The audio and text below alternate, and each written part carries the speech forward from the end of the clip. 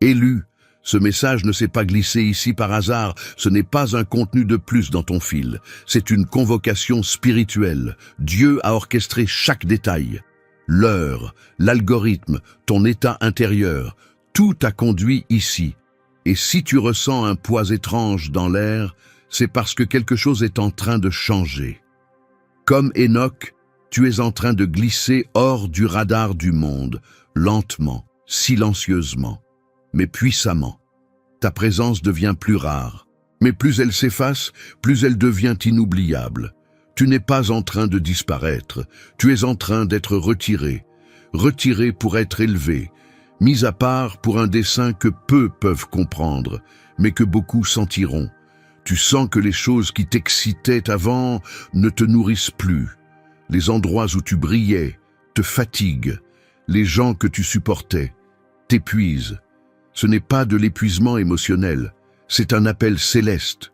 Et ce que Dieu va faire dans ta vie va parler plus fort que ta voix, va briller plus loin que ton regard, et va secouer plus fort que ta disparition physique. Tu ne te détaches pas par caprice, tu es aspiré vers le haut. Et cette ascension va devenir le plus grand témoignage de ta différence. Alors écoute bien, ce message va percer des couches en toi que même la prière n'avait pas encore ouvertes. Et quand on arrivera à la fin, tu ne verras plus ta disparition de la même façon. Si ton esprit frémit en ce moment, c'est que tu es concerné. Alors prends un instant et commente 99. Pourquoi? Parce que 99 est le chiffre du passage silencieux, le moment juste avant que le 100e ne bascule. Tu es à un pas du basculement. Et si ce message te parle déjà, aime cette vidéo, abonne-toi si ce n'est pas encore fait et reste jusqu'au dernier mot, car la révélation finale va tout retourner. On commence. Enoch n'a jamais eu besoin d'être vu pour exister. Il ne courait pas après les projecteurs, mais après la face de Dieu. Et toi, tu fais exactement la même chose, même si tu ne t'en rends pas toujours compte. Tu ne suis pas les tendances. Tu suis une fréquence céleste que peu peuvent capter. Pendant que beaucoup cherchent à bâtir leur nom, tu as préféré bâtir ton autel. Et cette différence, elle crie dans l'invisible. Tu ne fais pas de bruit, mais ton obéissance secoue l'atmosphère. Tu n'as pas besoin de te justifier, car ta seule existence provoque des réactions que toi-même tu ne comprends pas toujours. Tu es l'anomalie dans un système qui glorifie l'ego. Tu es le calme dans une génération affamée de validation. Et c'est pour cela que tu es incompris. Tu ne corresponds à aucune catégorie parce que tu n'as pas été créé pour t'adapter, mais pour déstabiliser l'ordinaire par ta simple fidélité au sacré. Tu n'as pas été attiré par les voix fortes, mais par la voix qui chuchote dans le désert. Tu as choisi de t'asseoir dans l'ombre pendant que d'autres montaient sur des scènes fragiles. Tu as choisi l'huile, pas l'image. Le feu intérieur, pas la forme extérieure. Et tu sais pourquoi tu es toujours là, debout, malgré tout ce que tu as traversé, parce que tu marches selon une cadence divine. Et cette cadence, elle t'a protégé. Elle t'a mis à l'abri des comparaisons, des pièges, des fausses alliances. Mais voici la vérité que peu osent dire. Plus tu marches avec Dieu, plus tu déranges ceux qui ne marchent qu'avec eux-mêmes. Ta tranquillité expose leur agitation. Ton alignement fait trembler ceux qui ont bâti sur le sable. Et maintenant, quelque chose se prépare. Un basculement, une séparation. Mais pas comme les autres l'imaginent, car bientôt, ton absence deviendra un message. Et ta disparition ne ressemblera à aucune autre. Attends de voir ce que Dieu va faire dans le prochain chapitre. Ce que tu croyais être une perte n'était que le prélude d'une extraction céleste. La Bible ne raconte pas une fin pour Enoch. Elle annonce une énigme. Il ne fut plus car Dieu le prit. Aucune tombe, aucune trace, aucun dernier mot, juste un vide sacré. Et ce vide, c'est exactement ce que tu es en train de devenir pour ceux qui ne t'ont jamais vraiment regardé avec les yeux de l'esprit. Ta disparition ne sera pas un effacement. Ce sera une révélation déguisée. Dieu ne te retire pas du monde. Il te soustrait à ce qui ne t'élève plus. Les conversations superficielles vont perdre leur goût. Les lieux familiers deviendront inconfortables. Les connexions que tu pensais solides vont s'effriter, sans bruit, sans conflit. Pourquoi? Parce que ton esprit a changé de fréquence et tout ce qui ne vibre plus à ce niveau va naturellement tomber. Tu n'auras pas besoin de faire de discours. Tu ne chercheras pas à faire comprendre. Tu vas simplement cesser de répondre aux appels qui te tirèrent vers le bas. Et ce silence-là va faire trembler. Les gens vont te chercher dans les endroits où tu brillais autrefois. Ils vont fouiller dans les archives de tes anciens mots. Ils vont relire ce que tu as publié, sans comprendre pourquoi ta voix semble désormais absente, mais omniprésente. Car ce qu'ils découvriront, c'est que ton absence est un miroir. Un miroir qui leur montre ce qu'ils n'ont pas vu tant que tu étais là. Ta patience, ton intercession, ta lumière, ton combat invisible. Et maintenant que tu n'es plus là, le manque devient message, le vide devient prophétie. Mais voici le mystère. Ta disparition ne sera pas forcément physique. Tu peux être dans la même pièce, et pourtant inaccessible. Tu peux être dans la même foule, mais ton esprit flotte déjà dans un autre domaine. Ce que Dieu t'a confié est trop précieux pour rester exposé à ce qui te banalise. Alors, il t'élève, il te cache, il te détache. Et pendant que certains se demanderont ce qui t'arrive, les cieux sauront exactement où tu es, dans la trajectoire d'un enlèvement divin, et ce que Dieu te réserve dans le prochain souffle va réécrire la perception qu'ils avaient de toi et redéfinir ce que signifie être véritablement mis à part, ce que les autres appellent isolement. Le ciel l'appelle stratégie divine. Tu n'es pas en train de fuir, tu es en train de changer de dimension. Et ce changement ne se fait pas sous les projecteurs. Il se fait dans le creux invisible de la main de Dieu. Le bruit extérieur s'éteint, parce que le ciel veut que tu entendes quelque chose que personne d'autre ne peut entendre à ta place. Tu n'es pas abandonné, tu es convoqué. Il fallait que tu sois séparé de certaines voix pour discerner celles qui t'appellent depuis l'éternité. Regarde autour de toi, les portes se ferment, c'est normal. Les relations se refroidissent, c'est voulu. Les projets s'effacent, c'est orchestré. Ce n'est pas un effondrement, c'est une refonte. Tu n'es pas en train de perdre, tu es en train d'être redessiné dans les dimensions invisibles. Car ce que Dieu est en train de forger en toi ne peut pas être exposé au regard immature. Le silence que tu vis est une chambre d'accouchement spirituel, et ce que tu portes n'est pas petit. Ce n'est pas pour l'instant, c'est pour l'impact éternel. Tu as été retiré de certains environnements, non pas parce que tu étais faible, mais parce que ta force aurait été gaspillée là-bas. Dieu préserve les trésors. Et toi, tu es un dépôt rare. Tu te demandes parfois pourquoi tu te sens invisible, ignoré, effacé. C'est parce que le monde ne sait pas quoi faire de quelqu'un que le ciel est en train d'équiper pour une saison qui n'a jamais existé avant. Tu n'es pas en pause, tu es en préparation prophétique. Et quand l'heure viendra, tu ne reviendras pas comme avant. Tu émergeras comme une réponse que personne n'avait anticipée. Prépare-toi, car la scène sur laquelle Dieu va te placer ne sera pas faite de lumières artificielles, mais de gloire brute et indiscutable. Et ceux qui t'ont perdu de vue vont bientôt comprendre que tu n'étais pas éteint. Tu étais en gestation céleste. Reste en alerte, car le voile est sur le point de tomber. Et ta révélation va marquer l'histoire spirituelle de ceux qui oseront encore regarder avec les yeux de la chair. Tu n'as pas attendu un appel céleste pour ressentir que tu venais d'un autre endroit.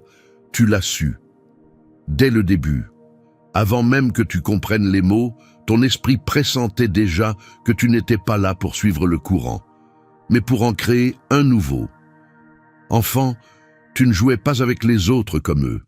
Tu observais, tu captais, tu portais une conscience que même les adultes n'avaient pas, et on t'a traité de bizarre. On t'a dit que tu étais trop sensible, trop sérieux, trop intense.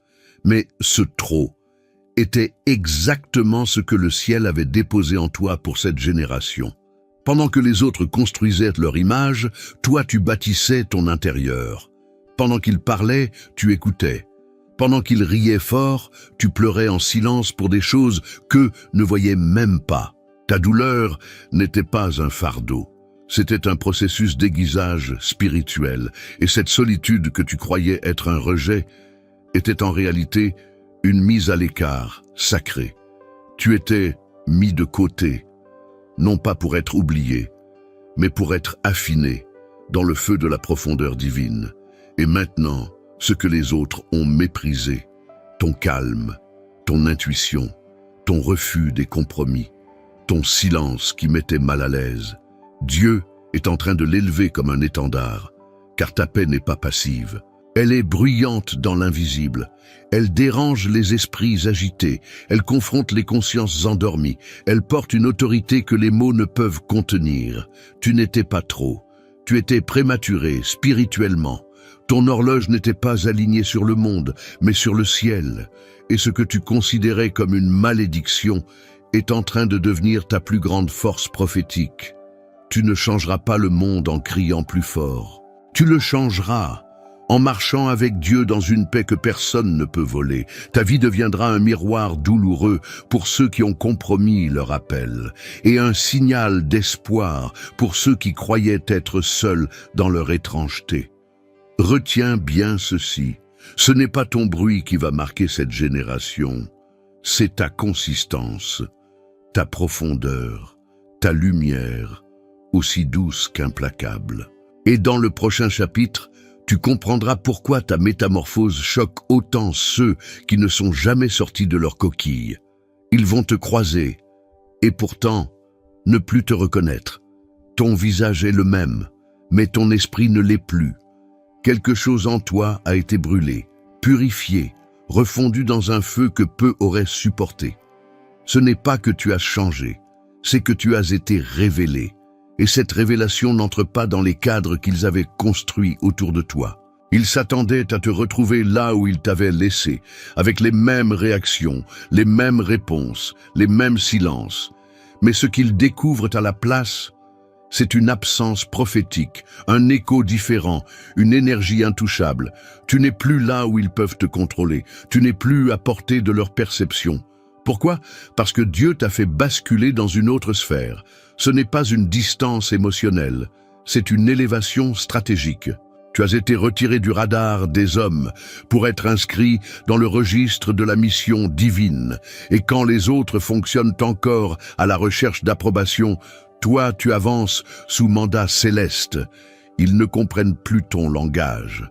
Parce que ton vocabulaire vient maintenant d'un royaume supérieur. Tu ne perds plus ton énergie à prouver. Tu marches et ta paix parle pour toi. Tu discernes et ton silence foudroie plus que 1000 mots.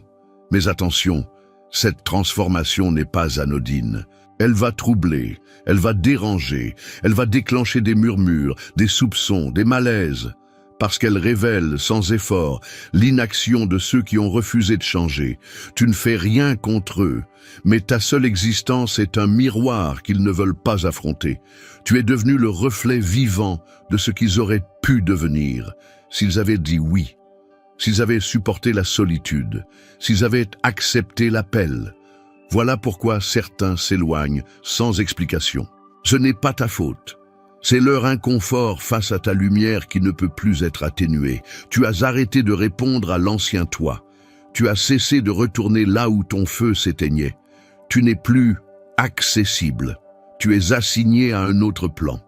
Et la confusion qu'ils ressentent n'est pas un accident. C'est le frisson du ciel qui frôle encore la terre à travers ta vie. Et dans le chapitre final, tu comprendras pourquoi ta disparition n'est pas une fuite, mais une démonstration de gloire que personne ne pourra ignorer.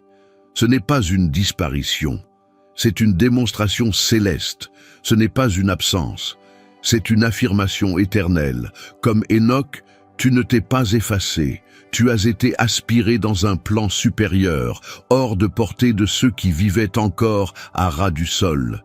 Tu n'as pas été enlevé par hasard, tu as été élevé par dessein, élevé pour déranger les ténèbres, élevé pour activer les esprits endormis, élevé pour rappeler que marcher avec Dieu laisse des traces même quand on ne laisse plus de pas. Ce que tu portes est rare. Ce que tu traverses est sacré. Et ce que tu es en train de devenir va secouer les dimensions. On ne se souviendra pas de toi pour ce que tu as dit, mais pour ce que ta vie a prouvé dans le silence. Tu as obéi quand d'autres ont reculé. Tu as persisté quand personne ne t'a applaudi. Tu as choisi le secret. Et maintenant, le ciel te dévoile. Ton absence sera ton témoignage.